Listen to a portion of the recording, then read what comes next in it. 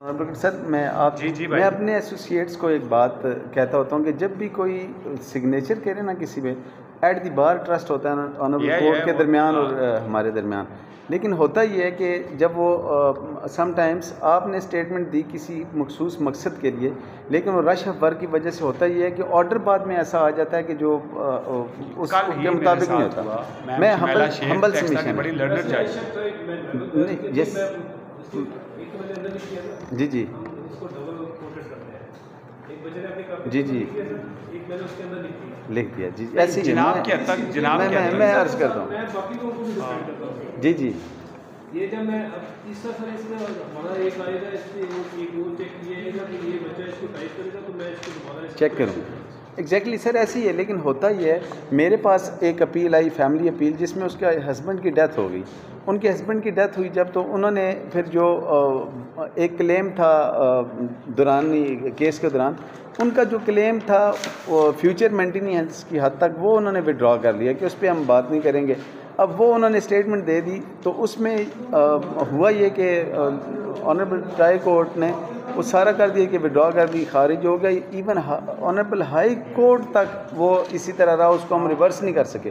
उसके लिए मैं अपने जो हमारा ऑफिस का एक तरीका है कि जब भी कोई स्टेटमेंट देनी है, छोटा सा अपने साइन के साथ ना छोटा सा वो आप लिख दिया करेंगे ये इस पर्पज़ के लिए। सपोज होता है ना कि फॉर द टाइम बीइंग इसमें होता तो जी जी जी जी जी बिल्कुल।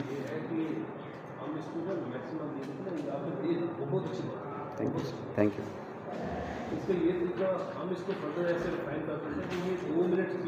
जी जी सामने होके करवा लिया जाए। जी जी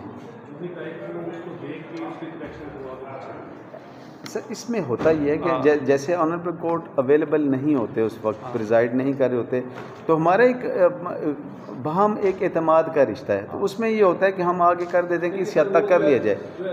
जी जी ऐसे नुकसान पार्टीज़ का नुकसान होता है, हमें तो कुछ नहीं होता, और ये गुड फेथ में होता है सारा। जी जी जस जी ठीक है जी सही,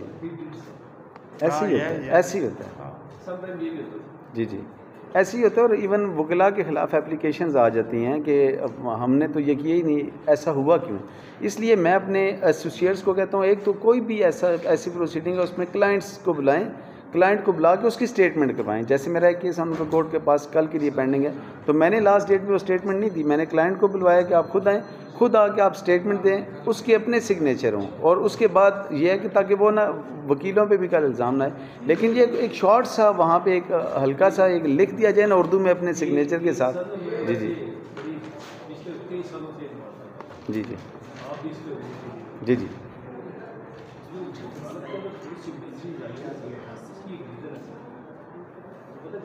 जी जी सर एग्जैक्टली ऐसे बिल्कुल बिल्कुल जी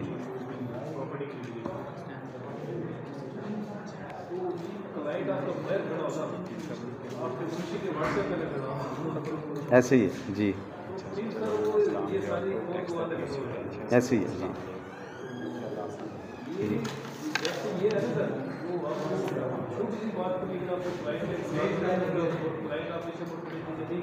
जी। इट डिपेंड्स सर, क्लाइंट पे भी वेरी करता है। जो क्लाइंट जिस तरह का प्रोटेक्शन या जिस तरह का प्रोटोकॉल मांग रहा होता है, वो जो डिज़र्व करता है उसे देना चाहिए, जितना डिज़र्व। बाज़ क्लाइंट होते हैं वो अपने प्रोटोकॉल को इज्जत समझते हैं, लेकिन बाज़ इसको ज़्यादा